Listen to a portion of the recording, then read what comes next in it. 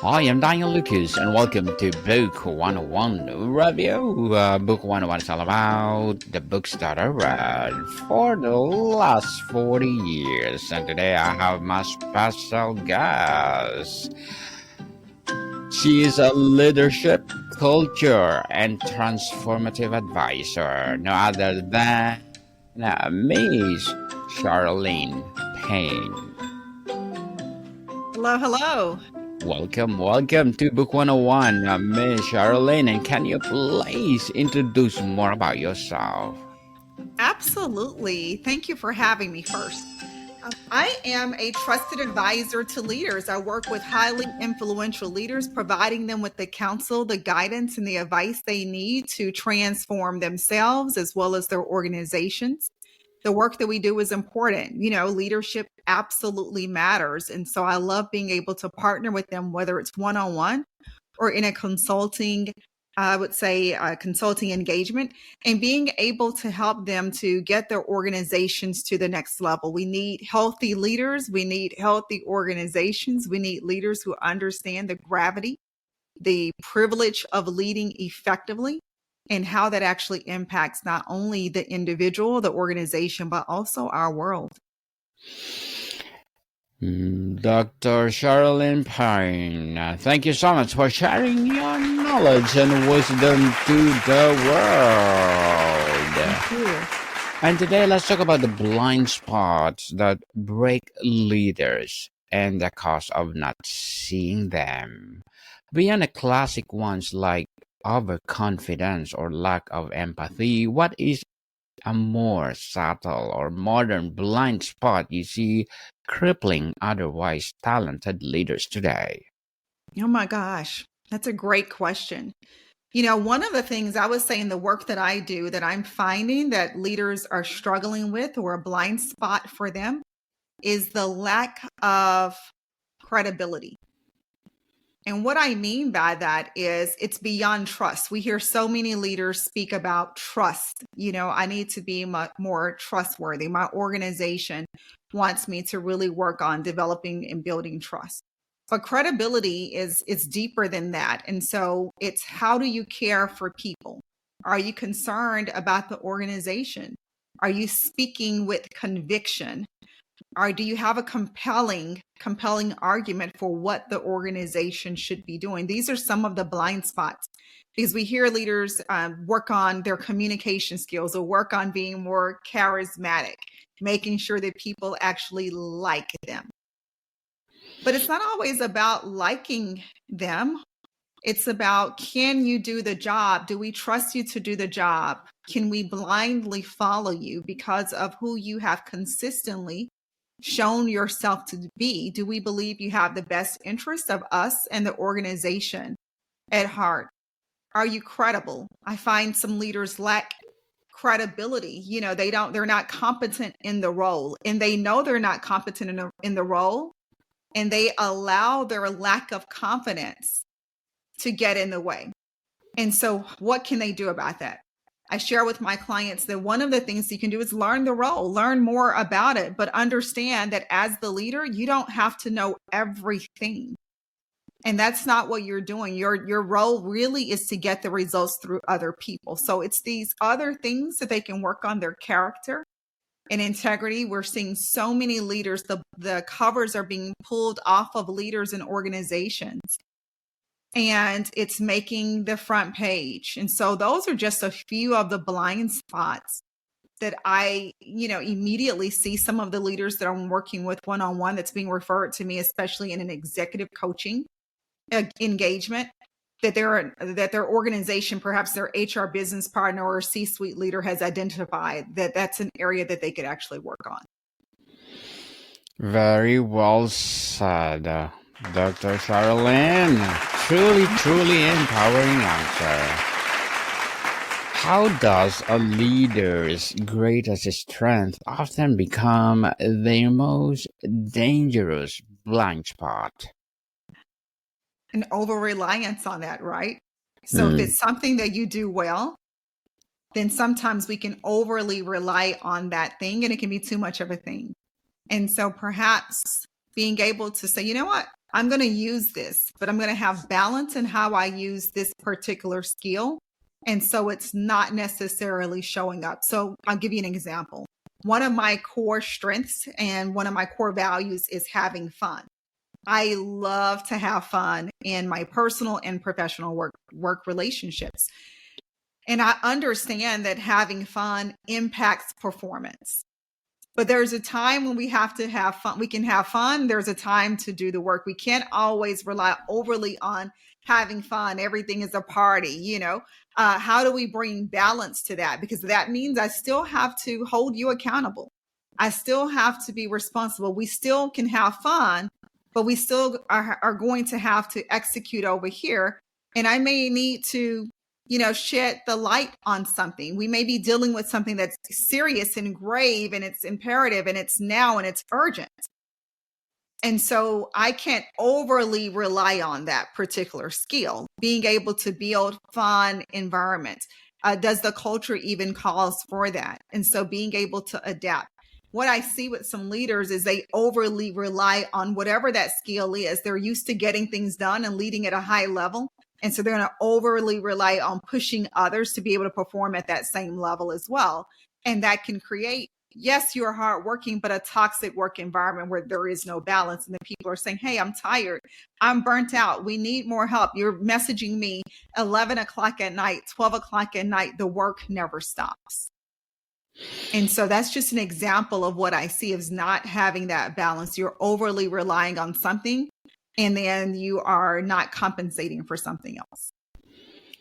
Why are blind spots, by their very nature, almost impossible for a leader to see in themselves? What is the psychological mechanism that keeps us blind?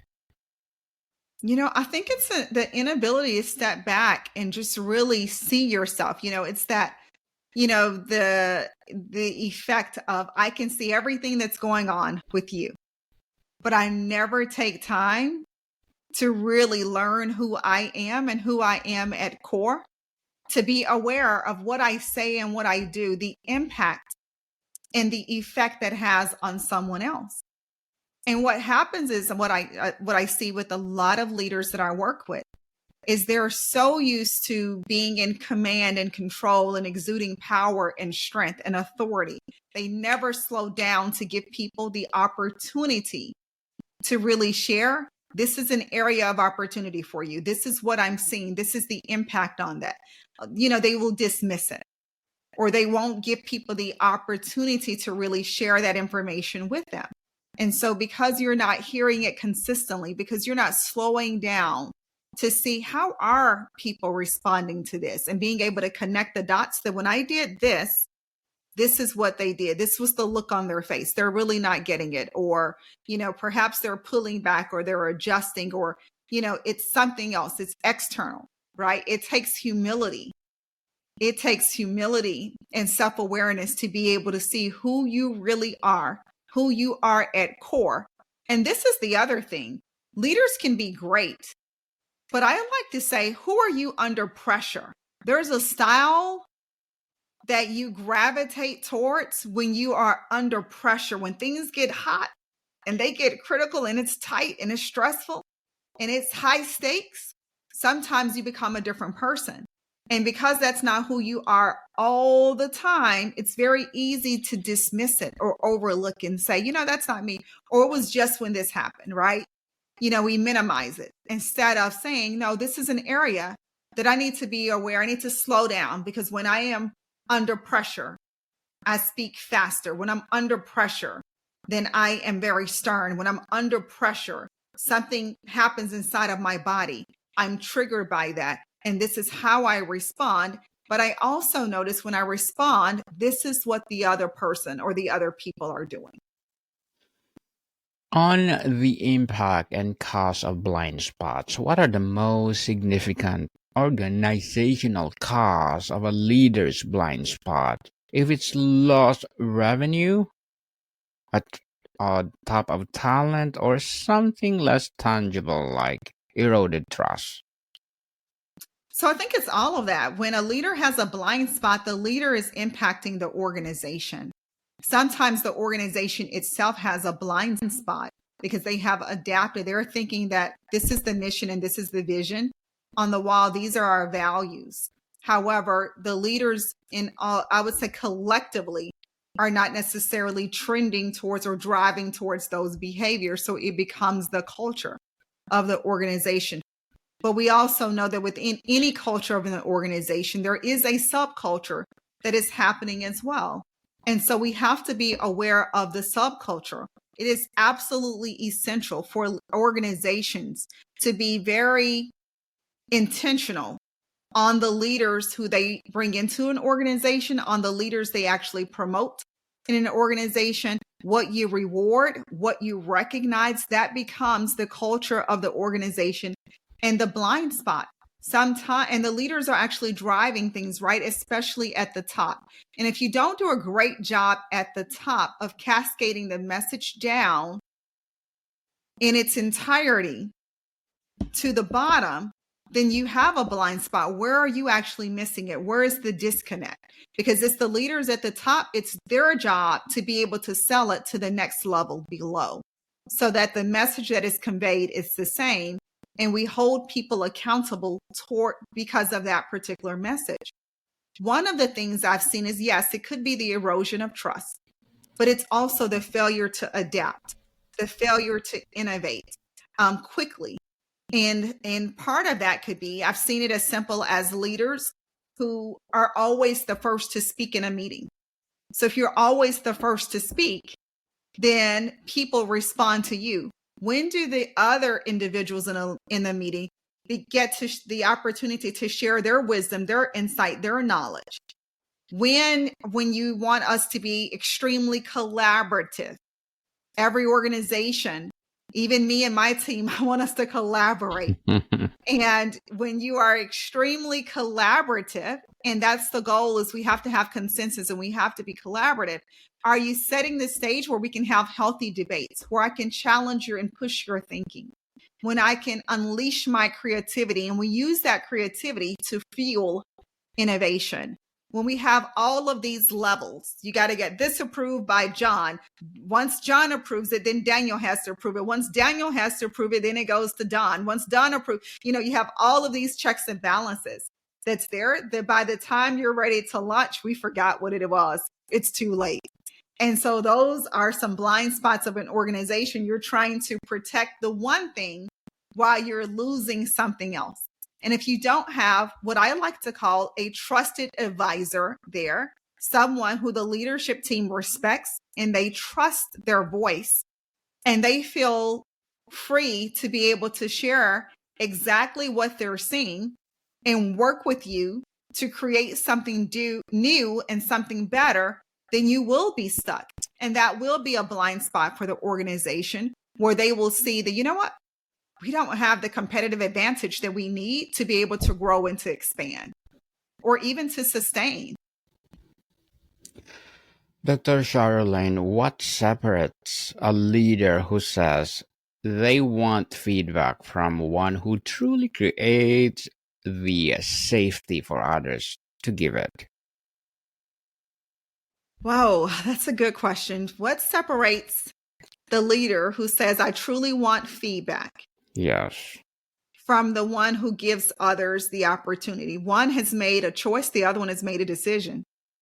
You see, with the decision, I'm going seeking your feedback. I will ask your feedback. I don't get upset when you give me feedback that I don't want to hear. I go deeper and I begin to ask questions like, why? Tell me more. And I encourage my clients to ask their teams those type of questions. Ask them, what are you doing well?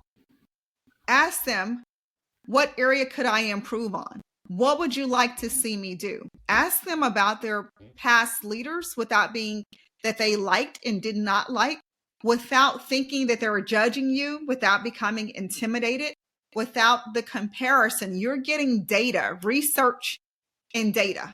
And you're using that knowledge and that information to stretch you, to challenge you, to grow you. So it becomes more intentional and you have your own growth plan so that you can become an exceptional leader.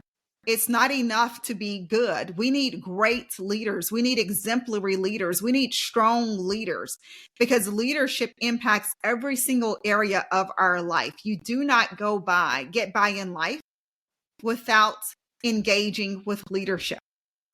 And so the leader who wants to grow, they're going to seek out that feedback rather than waiting for the feedback to come. You see, we're moving beyond the open door policy that a lot of leaders say that they have. I want the open door policy. We have an open door policy. Come in here and talk to me whenever. Oh, they didn't say anything. I literally have a client that I'm working with, and their organization is going through I would call it I'm trying not to reveal the organization, but they're going through an engagement survey. And so while they're going through this engagement survey, they are challenged with the results that they're seeing. Now, the results they're seeing has been the same for a number of years now.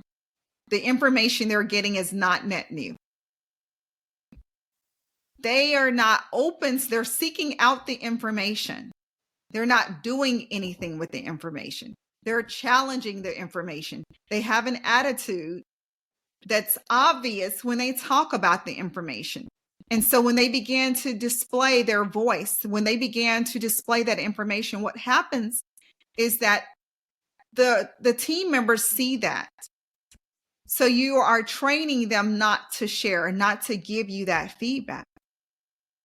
You're training them to be quiet and silencing them, whether you realize it or not. Dr. Sharalyn, as a leadership, culture, and transformative advisor, what are your short-term and long-term goals? My short-term and long-term goals? Yes, please. Short-term goals would be to continue to speak and spread the message that we need more credible leaders. We need more leaders who are sold out that they will be great, that they will be a great leader. Leaders who understand that what the work they do, it matters. It has an impact on employees' health, has an impact on culture. It has an impact on their friendships, their family, where they live, the vacations they take, where their children go to school. And so I am absolutely sold that this message must be shared, that we must begin to think more strategically about the role of leadership and get those who want to raise their hand to do the great work, the important work, to step into the role. And those who do not, they are moving in a different direction. And so that's one of the things that I would actually share. The next thing that I would share would be when I think about my long-term goal, and it's to work with more leaders training their organizations. I would love to be able to bring my team in and really work with leaders and organizations to create high performance, high impact organizations that shift the dynamic of the workplace as well as our communities. Good luck to your goals, Dr. Sharalyn, and looking forward for more success. What would be your piece of advice for those people out there who want to be like you? I would say, don't be like me. Be like you. And so we don't need another Sharalyn. We need who you are. You are important. You are valuable. Your voice is needed. We want to hear what you have to say. So use your voice. One of the things that I absolutely love is when people can show up as who they are authentically and really just allow us to get to know you, get to know your heart, see how we can support, how we can work together and get you to your next level. I'm a helper at core. And so I want to be around people who sharpen me, and also I sharpen them. But that can only happen if you're being you and being true to the core. Thank you for that advice, Dr. Sharalyn. And can you please recommend a book or books that influence your journey? A couple of books that influence my journey. I'm going to say the very first one that I love is The Carpenter.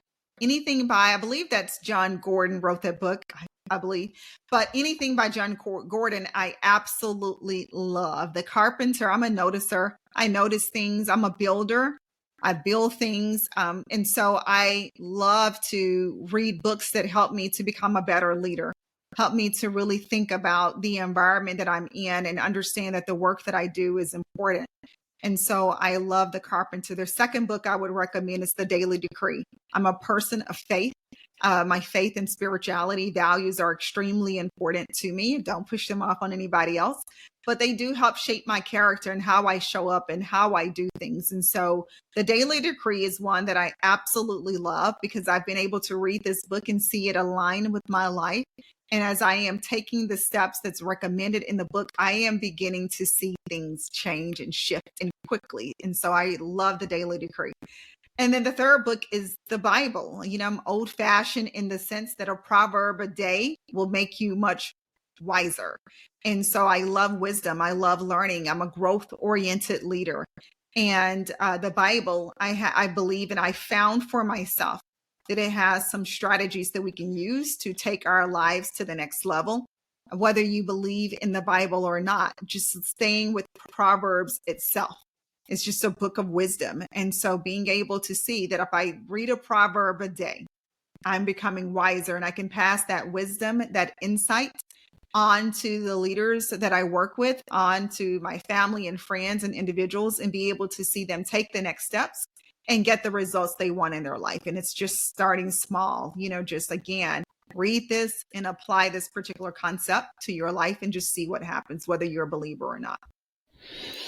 Thank you for that recommended books, Dr. Sharalyn. And if you could instill one habit in every leader to minimize their blind spots, what would it be? One habit I can instill with leaders to minimize their blind spots. Let me think about that for a moment. I'm going to say being more intentional.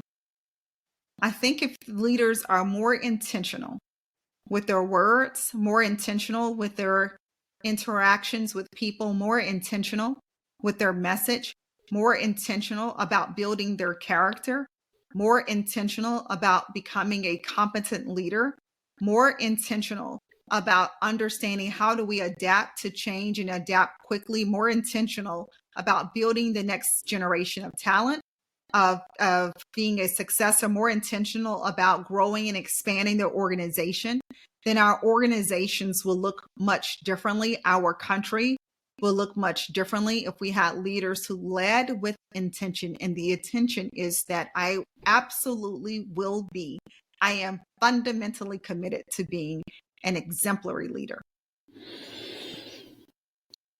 Miss or Dr. Sharalyn, before we wrap up our discussion for today, I'm inviting you to please to listen to my other podcast, people. My other podcast, because my abstract essay is already in 5th season, abstract poetry in 2nd season, and my book 101 review in 5th season too. Comedy 101 in 2nd season, and my food 101 in 5th season as well. Geography 101 in 4th season, and my baby podcast, Law 101 and Mental Health 101. Love Letters in 3rd season, and Movie 101 review and Music 101 in 4th season, and Science 101 and Sex 101 in its 1st season. Please listen to them wherever you listen your podcast. So, Dr. Sharalyn, if you could instill one habit in every leaders all over the world to cultivating self-awareness and hunting for the blind spots as a sign of leadership weakness or its ultimate signature for strength. Can you repeat that question one more time for me, please? Yes, if we could instill and cultivate a self-awareness and hunting for blind spots as signs of leadership weakness, or is it ultimate signature of strength? I think that if a leader, I'm not really sure I'm understanding your question, but I would say if leaders absolutely need to be aware of their blind spots. The blind spots could be a strength, but again, we don't want to overly rely on any blind spot. One of the things that I work with leaders to do is I go through a number of assessments, and it really is depending upon that particular leader. For some leaders, we may go through the EQ 360, emotional intelligence, and we are seeking feedback. Feedback is absolutely essential, right? From those who are in their personal life, those who are in their professional life, their colleagues, those who work across the organization from them, those who work up, those who work down. So that's one thing. But then also we have what I love is the Hogan. And so I use the Hogan assessment because that is going to give you, again, more of your blind spots, not just your areas of opportunity, but those hidden things that you may not necessarily be aware of. You're going to learn your true values and how they actually show up. You're going to learn your style under pressure. And that's the thing I think that we don't realize could be a derailer to your success, is not having an awareness of that and not putting together a team of individuals and giving them the freedom to be able to speak to you, to help you to identify when you are overly relying on that particular skill or when it's a skill that you actually need to develop. Dr. Sharalyn Payne, thank you so much for sharing your knowledge and wisdom to the world. So can you please invite our listeners to support your advocacy, your business, or whatever projects that you're doing right now? Absolutely. Thank you for having me.